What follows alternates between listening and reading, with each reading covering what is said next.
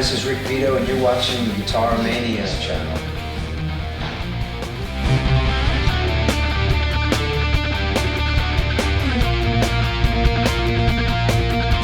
Rick, welcome to Vienna.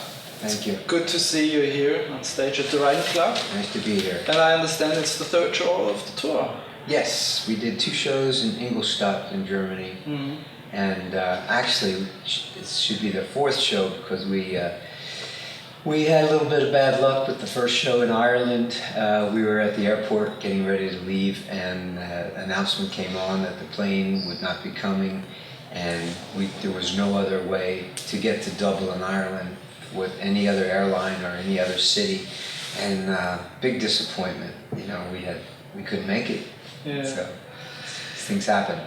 Rick, we understand you've just published a new album. Yeah, we have a new CD. It's called Mojo on My Side, and it's continuing in the tradition of what I do. It's basically a lot of slide guitar and a blues and roots American music format. Yeah. And on this record, it's different. I'm trying a new technique on a lot of my solos, playing a fretless guitar, which is interesting because it sounds like a cross between slide and regular fretted fingerstyle guitar. Wow, that's interesting. Yeah, it's very difficult. So it's taken me a while to get enough nerve to actually record some things with this guitar, but yeah, it came out pretty good. Who's playing on it? Actually, my drummer Rick Reed played on a couple of cuts, but this is one of those records where I play most everything on it. And I have a saxophone player named Jim Hoke who played on some of my former records. But other than that, it's one of those records I did a lot of it by myself at home, my own home studio. Right. So apart from the drums and the saxophone. So bass playing. Yeah. Do you also play harp? I don't play. I play a little tiny bit of harp, but there's not much on there. Right. Tell us about your studio. I mean, how do you go about composing songs, and how long did it take you to record the album?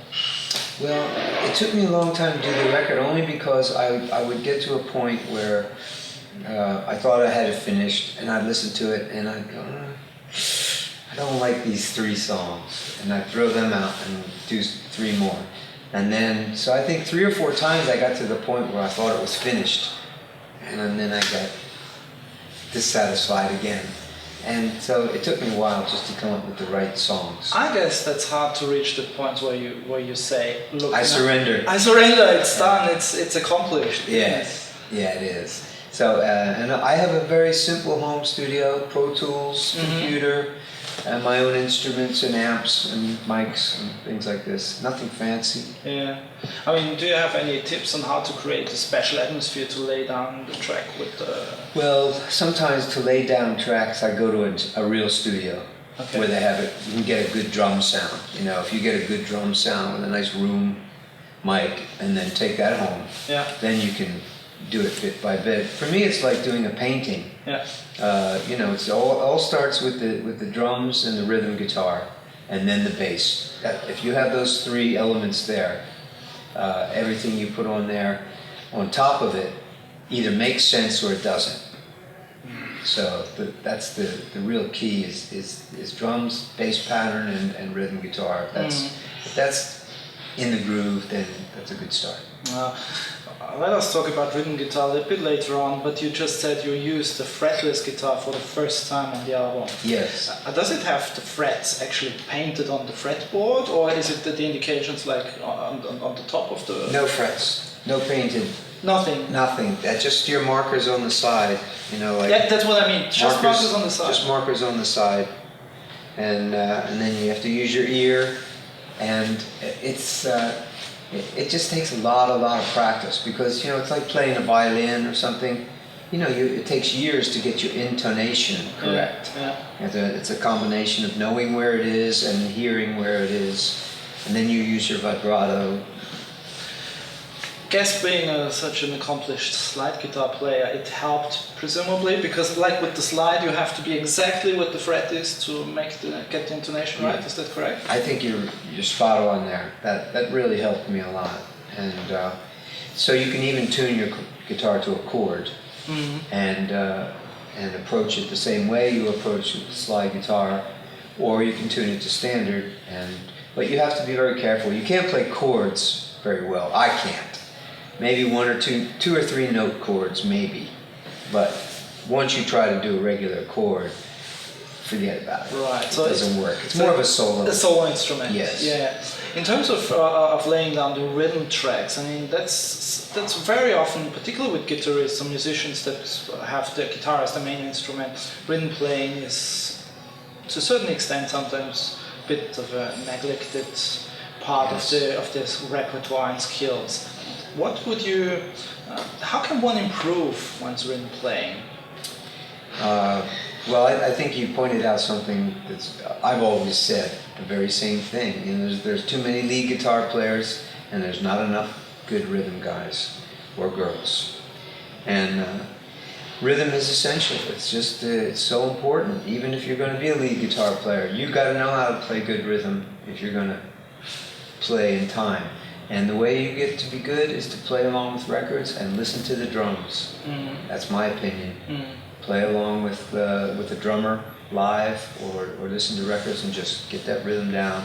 And your timing should be really good. I mean, I guess when you started first to play the guitar, it was a bit, because nowadays it's become such an academic approach if you want to studying music. But I read an interview that when you started and first picked up playing the guitar, you did everything by listening, by transcribing, playing to records, as you just said. Right. I tried to take lessons a couple of times.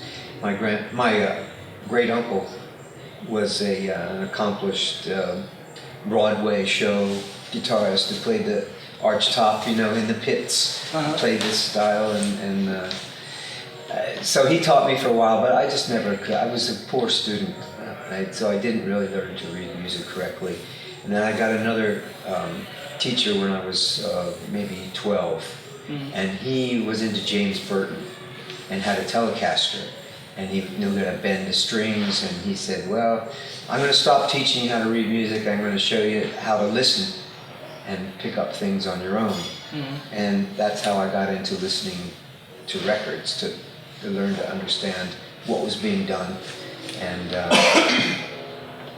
learned from listening to records and copying solos. That raises also the question, I mean, when you play, or when you're composing or playing a solo, do you ever think, I'm now playing the pentatonics, or I'm playing Maximilian, or how do you view the... Yeah, I don't think in terms of using words to describe what I'm playing. I know the difference between a major and a minor scale. I know how to discern, you know, some substitutions and some dissonance and passing tones, things like this. But I don't really know what the scales are. I've been studying more like Indian music and Arabic scales, things like this. So I'm able to discern what a major scale sounds like in that form, and a minor, and what notes you can use and which don't sound right. It's just, for me, it either sounds right or it doesn't. Yeah. That's what I play. Being a great fan of the slide guitar, I'm of course interested. What tunings do you use? My main tuning is E. So the standard tuning, or open E. Open E. Open E. Okay. Yeah, and then I do use standard tuning, like for Bob Seger's "Like a Rock," which was a pretty well-known solo because it became a television commercial. It ran for 10 years. Chevy trucks? I do have a GMC, which makes Chevy, but I didn't get it from them. Okay. They should have given me one. Well, I've heard the Spot has been running for more than 12 years or something. It did, yeah. It's not running now, but it ran a long time. And for that, it was standard guitar tuning. I'll sometimes use A, D, or G, and sometimes I'll change the major E to a minor chord, E minor chord, for some songs. Okay. You have also played with Bonnie Raitt. Bonnie Raitt band, and I think she's using the standard tuning for a slide guitar. No, she's a big fan of A tuning. A tuning? Yes, Okay. that's her main tuning. Ah, okay. She'll go to A to E, but Okay. mostly A. Okay, good. Mostly. And I mean, just having a look at the list of all the musicians that you played with in the past, it's just mind blowing. It's so impressive. I can't even believe it sometimes myself, you know. I look back on all the things that I was able to do when I lived in Los Angeles mainly, because that's where all the recording was and all the artists either lived there or came to record there. So it was a good place to be and a good time to be there. Of course, being a fanzine for musicians, we have many young viewers, and I would be interested to hear who of those famous artists were the most important for your personal development as a musician, or also for your personality as such. Well, I think the first one that really recognized that I had some individuality was John Mayall. I met John Mayall in late 1974, and he was putting a new band together. Larry Taylor from Canned Heat, the bass player, is still a good friend of mine. He recommended that I go up and play with John, so I did, and he hired me right then on the spot, and we did a record, and then we did a world tour, and I believe we even played here, if I'm not mistaken. We did an interview with him earlier this year. Oh, good. Yeah. Well, he was one that would really kind of push you out there a little bit. You know, step out in the spotlight more. You know, play more, go different places, and so I think that was really important for me. Well, my first job was with Delaney and Bonnie and Friends. So of course that was the very first professional gig I had, and I also worked with Todd Rundgren at the same time in 1971. Those were the things that got me started. And after that, you know, gigs that I really enjoyed working with Bonnie Raitt 3 different times. I came back to working with her. Jackson Browne was interesting to work with. Bob Seger was interesting to work with. And I think probably the most important thing for my career, of course, was I was a member of Fleetwood Mac for 4 years and toured the world with them and did one complete album which featured some of my material and some songs that went on the greatest hits compilations. So that was really great. I mean, you've been in the music business for such a long time now. Yeah. And going back to John Mayall, I mean, do you have a feeling that it was his personality that allowed others to step into the limelight, or is it a generational thing? Do you think the music business has changed towards more, I don't know. Is he someone who really helped people to, as you said, step into the limelight, or is that something that was just back in the, I don't know, in those days, in the 70s, that people were more featured?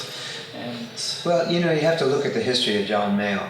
John Mayall probably had a couple of records worth of singles and stuff that came out prior to Eric Clapton joining the group. When Eric joined, and that record they called the Vito record, the Blues Breakers, became very successful and put John Mayall in the limelight.